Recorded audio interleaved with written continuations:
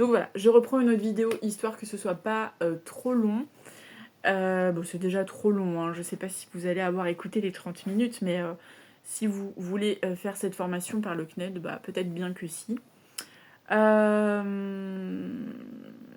Ouais, donc c'est un peu brouillon au CNED, le fait d'avoir des trucs en PDF, des trucs dans le fascicule, d'autres fiches notionnelles à imprimer qu'on risque d'oublier. Enfin, bon. Vous allez me dire, c'est ce qu'une secrétaire médicale est censée faire. Ne rien oublier, penser à tout, savoir tout faire. Oui, exactement.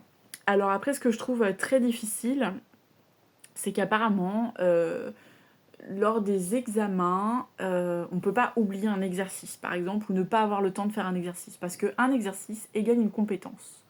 Et si la compétence n'est pas validée, le bloc n'est pas validé. Et si le bloc n'est pas validé, c'est tout l'examen qui n'est pas validé.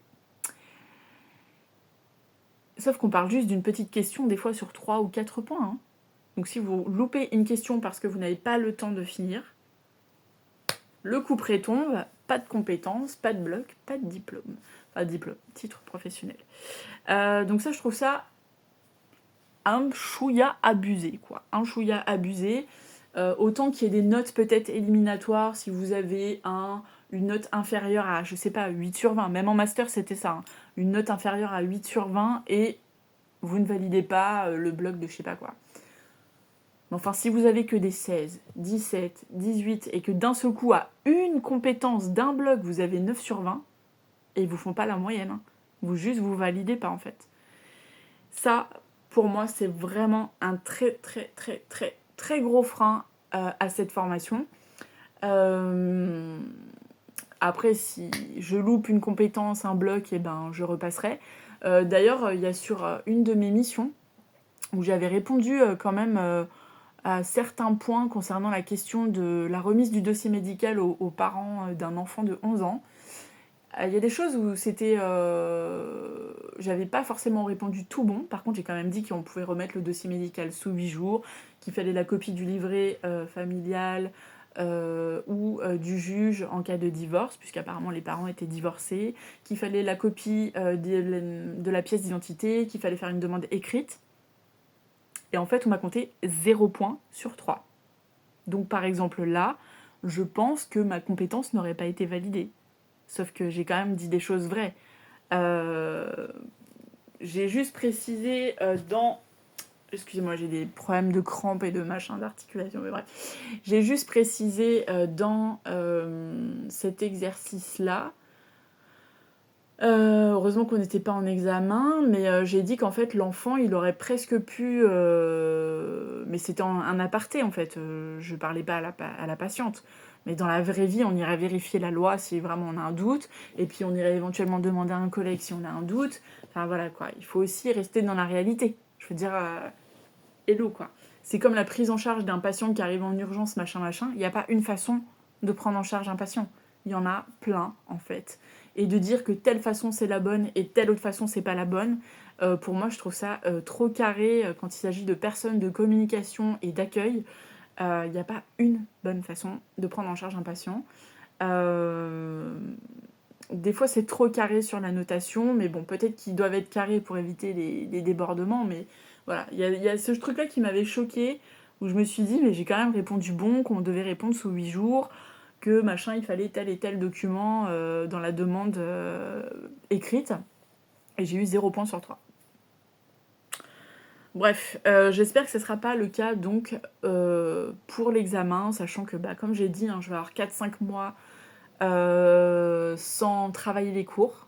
Il va falloir que je retravaille peut-être en septembre les cours, mais j'ai le temps d'oublier. Hein. Vraiment, j'ai vraiment, vraiment le temps d'oublier. Là où je trouve que ça pêche un peu, c'est aussi sur des cas concrets concernant tout ce qui est facturation des kilomètres ou pas, quelle majoration, pas telle majoration, même avec la classe virtuelle, et même si dans la classe virtuelle on a vu tous les cas possibles, on a vu que un cas possible par cas, en fait, vous voyez ce que je veux dire?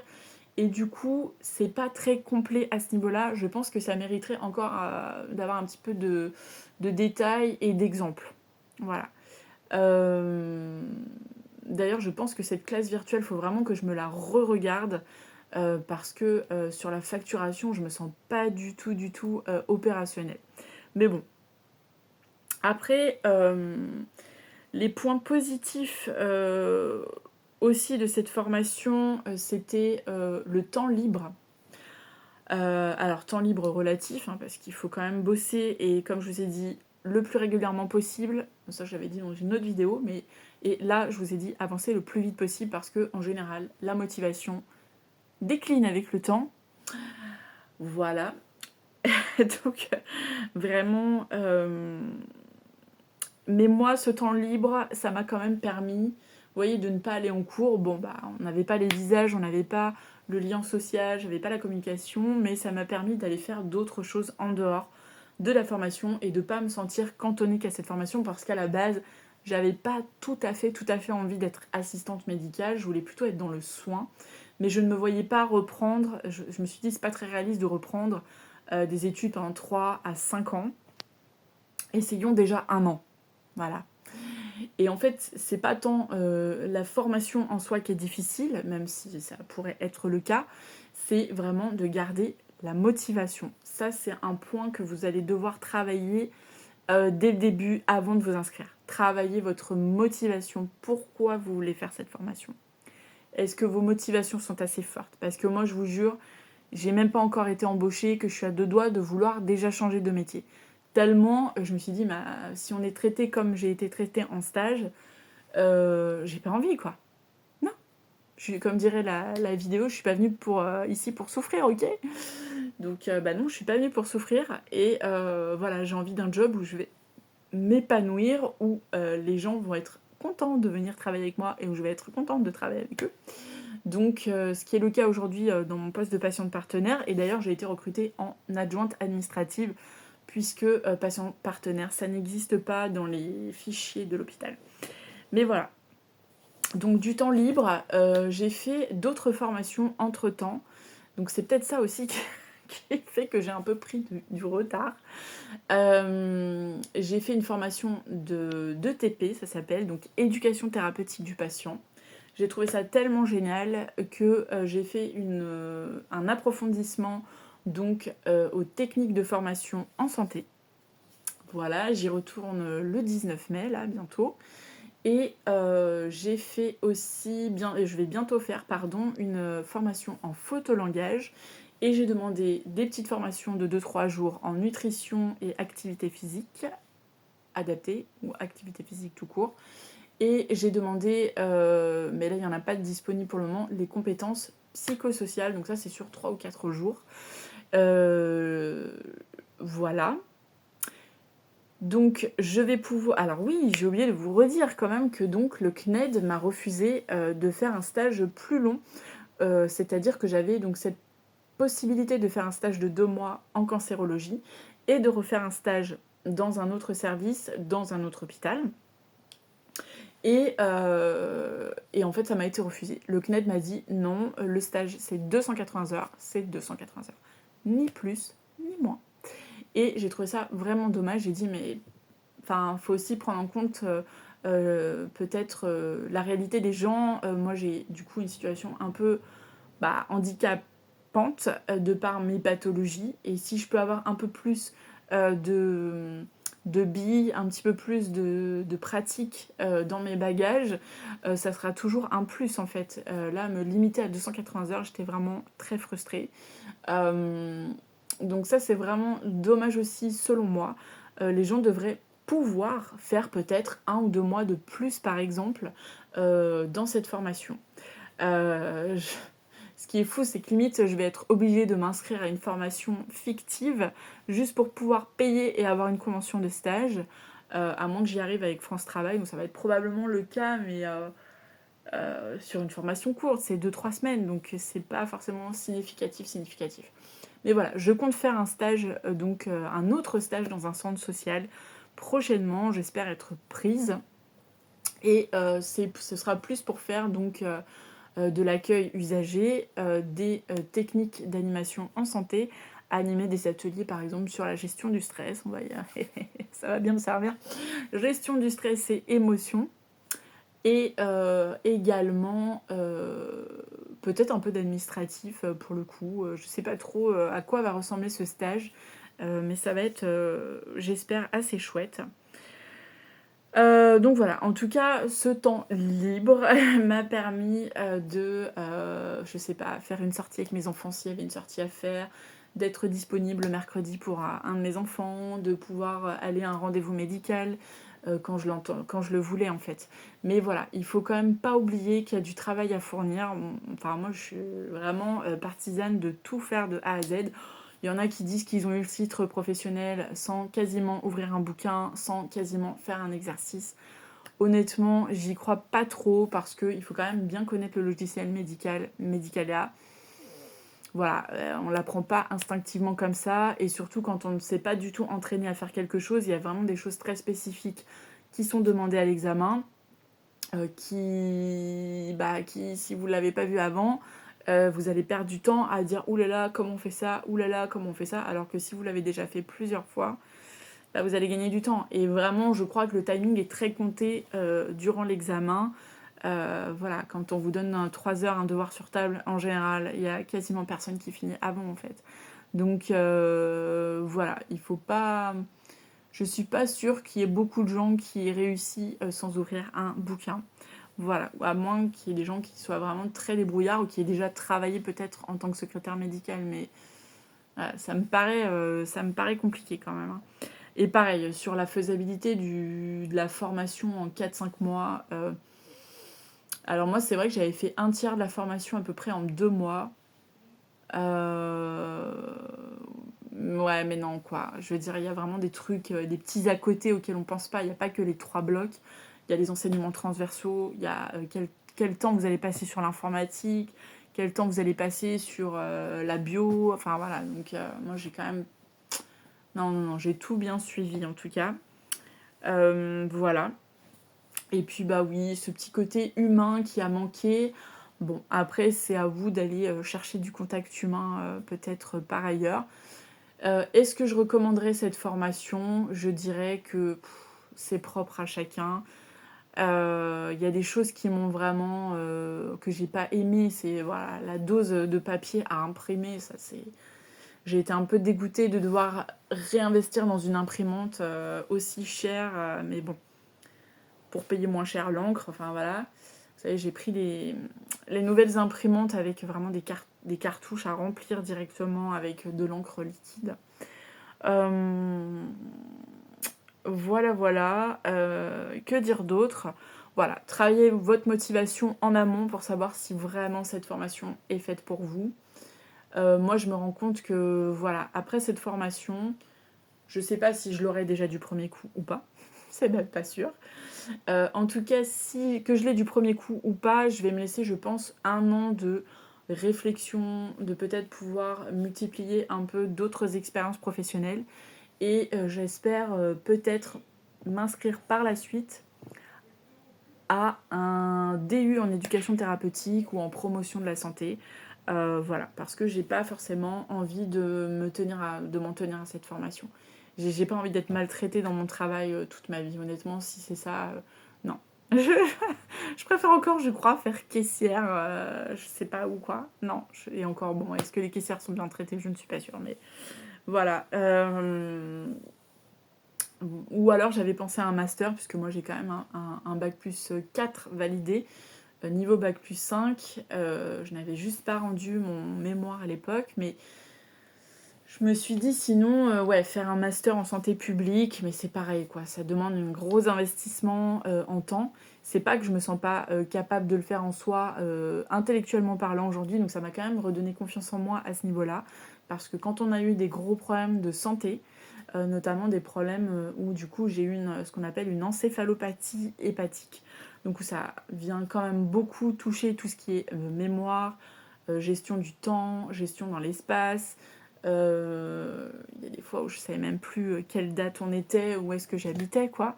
Donc je suis très fière d'avoir pu quand même suivre cette formation et de sentir que malgré mes 41, je sais pas pourquoi j'avais dit 40 sur une des vidéos, je vais avoir même 42 en fin d'année, donc j'ai 41 ans, voilà, et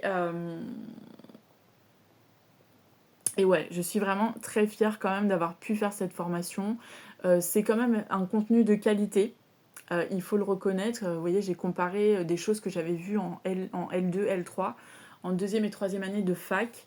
Donc, et je dirais même que c'est beaucoup plus concret, même si c'est à distance. Ça reste beaucoup plus concret que certains cours que j'ai eus à la fac, qui étaient vraiment des cours magistraux imbuvables et indigestes. Là, on a quand même des missions. On passe un temps sur la théorie, mais on passe quand même beaucoup plus de temps, je dirais, sur la pratique, sur les missions, sur appliquer. Alors au début, j'ai vraiment du mal à m'y mettre. Je me dis, oh, c'est pas concret. En fait, j'ai hâte de faire des choses dans la vraie vie. Vous voyez, faire des exercices pour des gens à l'EHPAD qui n'existent pas, c'est difficile en fait. J'aurais envie d'être concrètement utile, voilà. Mais c'est quand même un contenu de qualité. Alors moi, comme j'ai dit, je ne peux pas comparer avec des écoles de secrétaire médicale ou d'assistante médicale parce que je n'ai pas d'autre expérience que le CNED. Mais c'est quand même un contenu de qualité. On voit quand même, ça brasse beaucoup de choses. Calcul de TVA, le coût unitaire moyen pondéré, first in, first out, c'est quand même des choses... je savais pas qu'une secrétaire médicale était censée savoir faire ça. Je suis pas sûre que ça soit vu dans tous les cours de secrétaire médical et médico-social. En tout cas, c'est une chouette corde à votre arc aussi à avoir si jamais vous choisissez cette formation. Ça ratisse vraiment très large au niveau des connaissances. Voilà. Que dire d'autre En tout cas, ça m'a mis un pied dans la santé publique. Et donc ça, c'est chouette. Je pense que ça a aussi joué dans mon recrutement en tant que patiente partenaire. Du fait que moi, ma volonté, c'était quand même de travailler au sein du CHRU, de travailler en tant qu'assistante médicale. Et je pense que ça leur a plu, en fait. Mon profil leur a plu. Aussi grâce à ça. Voilà. Donc, après, bonne, mauvaise formation, je dirais que c'est quand même plutôt une bonne formation, on va pas se mentir. Il y a des erreurs parfois dans les énoncés, dans les fascicules, dans les corrigés. Ça m'est arrivé peut-être une ou deux fois de le dire au CNED, mais j'avoue que j'avais pas trop le temps et puis ça nous était pas demandé de signaler les erreurs. Je l'ai fait quelques fois. Il y a des fois quand même on se dit... si ça fait 2-3 ans que telle mission est disponible, c'est quand même dommage qu'ils aient pas corrigé entre-temps, quoi. Voilà. Donc, mais comme tout un chacun, ils ne sont pas parfaits. Ils ne peuvent qu'évoluer encore pour atteindre le 20 sur 20, n'est-ce pas? Non, voilà. Après, ce que je regrette, c'est que j'ai appris il n'y a pas longtemps aussi le taux de réussite à ce titre professionnel par le CNED, et je crois qu'il n'est que de 40%. Donc ça veut quand même dire que soit le niveau attendu est très élevé, soit les gens qui s'inscrivent n'ont pas conscience du travail que ça va leur demander. C'est pas une formation à prendre à la légère en se disant vas-y, il s'agit de taper sur un clavier, c'est faux. Il s'agit de répondre au téléphone, c'est faux, c'est pas juste ça. C'est tout un tas de choses à savoir, diverses et variées. Donc voilà. Après, voilà, c'est pas un métier qui est très valorisé dans les faits. Ça, c'est. Voilà, il faudrait vraiment créer un collectif des secrétaires militantes. Allez, je sais pas trop comment, mais voilà. En tout cas, cette formation s'achève bientôt pour moi. Je suis un peu dans la mouise parce que là, vraiment, j'arrive à la fin du bloc 3. Là, je suis vraiment à la mission 2 de la séquence 4 du bloc 3. Donc c'est vraiment la fin du fin. Et j'ai pas gardé le meilleur pour la fin parce que honnêtement, ce bloc 3, il n'était pas très très motivant pour moi. C'était beaucoup moins médical. Mais finalement, c'est des choses, ouais, savoir rationaliser des espaces, où placer le canapé, la table. Bon, on fait ça chez nous. Je dis pas que c'est pas compliqué en soi, mais bon. C'est des choses que... Enfin, si vous n'avez pas juste 17 ans et que vous sortez pas du lycée, vous savez à peu près faire, quoi. Voilà. Voilà. Qu'est-ce que je voulais dire d'autre comme bêtise? Oui, donc j'en suis à la mission 2 de la séquence 4 du bloc 3. Et sinon, donc il me reste toutes les évals de ce bloc-là. Donc je crois qu'il y a 4 évals pour ce bloc 3. Avant le 11 juin, sachant qu'il y a des jours où je travaille, etc. Des jours où j'ai mes enfants, des jours où j'ai des rendez-vous médicaux, des jours où je suis pas disponible. Voilà, donc il y a ces 4 évals-là. Il y a une éval du bloc 2 que je n'ai pas fini parce que je voulais d'abord avoir le retour de la première éval que j'avais faite et ça a un peu tardé. Et je sais pas d'ailleurs ce qui se passe si jamais je rends pas une évaluation. Je ne sais pas. Parce que là, souvent les évaluations, c'est quand même... les évaluations type examen, c'est quand même des évals de 3-4 heures. Et donc il faut avoir 3-4 heures devant soi. Et c'est pas toujours le cas quand on est seul, qu'on vit avec ses enfants. Moi, des fois, j'ai qu'une heure devant moi. Donc en fait, commencer une évaluation alors que je sais que je vais pas pouvoir la finir, bah c'est pas possible. Et parfois, avoir 3-4 heures devant soi, c'est pas toujours simple. Donc ça aussi, il faut quand même en être conscient. Et donc là, il me reste 2 grosses évals ensuite type examen pour ce bloc 3. Donc ça fait 6. Donc il y avait les 4 évals du bloc 3, les 4 petites évals du bloc 3, les 2 grosses évals type examen du bloc 3, et une éval du bloc 2, je sais plus quoi, si c'est une type examen que je n'avais pas faite. Donc ça me fait quand même une mission encore à terminer avec 2 activités et 7 évaluations. Je suis rincée. Voilà, je crois qu'il me reste à peu près 3 semaines là pour finir en fait. Hein. C'est vraiment chaud. Là, c'est vraiment, vraiment chaud. Je pense que... Je sais plus si le week-end avant que je n'ai plus accès, avant la deadline, avant que je n'ai plus accès aux cours, j'ai mes enfants ou pas, mais j'espère que non, parce que je pense que ça va être un week-end très chargé, très productif. Après, je sais pas comment ça se passe si je n'ai plus accès aux cours et que j'ai des évals qui sont en cours de correction. Comment faire pour avoir accès aux évaluations, aux corrections, je ne sais pas trop, mais voilà. Après, je suis pas passée au-dessus de certains exercices en me disant oh mon dieu je suis en retard, etc. Non, j'ai mis les bouchées doubles, donc je suis assez fatiguée, mais j'ai pas envie de faire les choses à moitié. Donc après, chacun fait comme il veut. Hein. Si vous sentez que vous n'avez pas besoin de faire tel ou tel exercice, moi je me dis il y a toujours quelque chose à apprendre dans un exercice.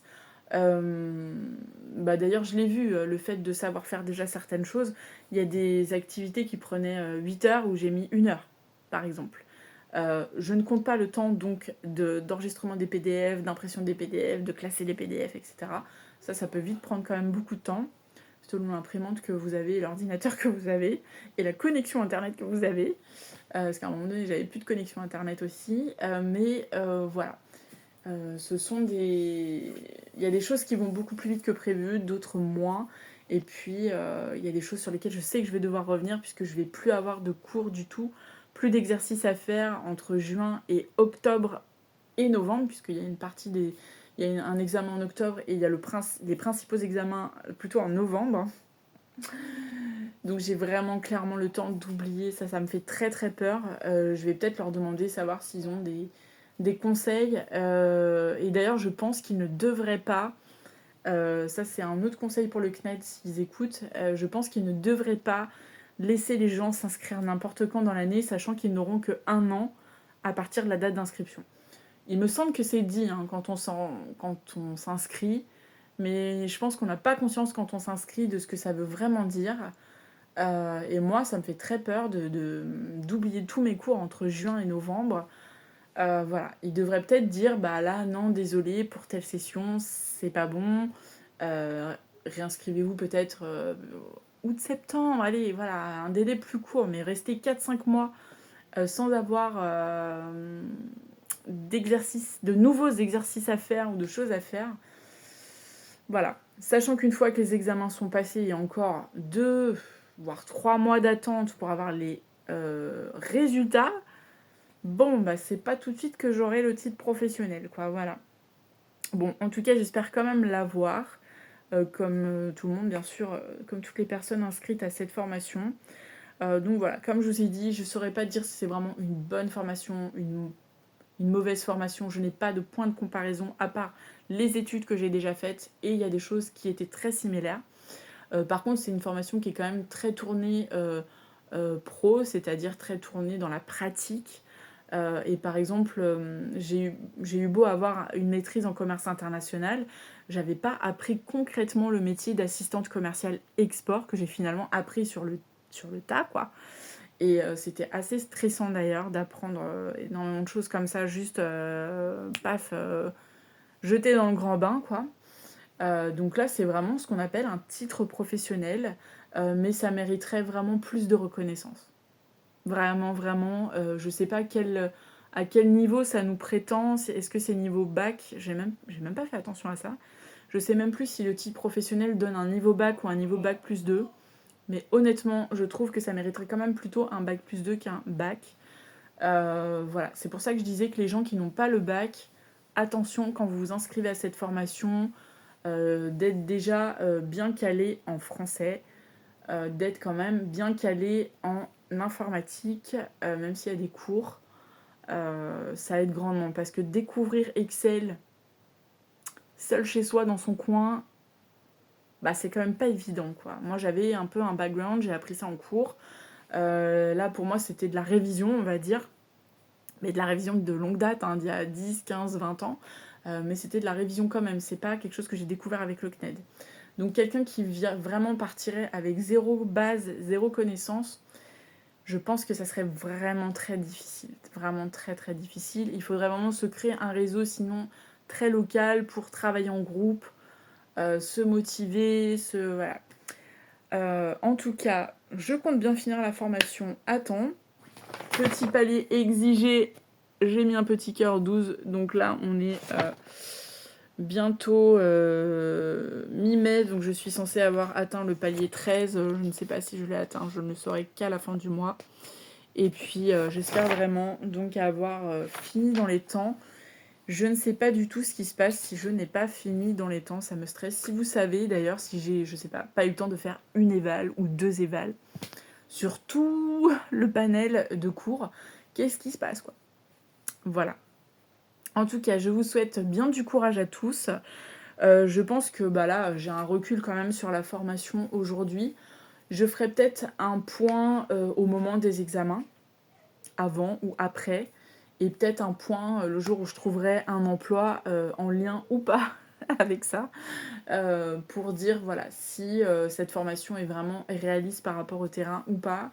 Et encore, je pense que ça dépend tellement du poste.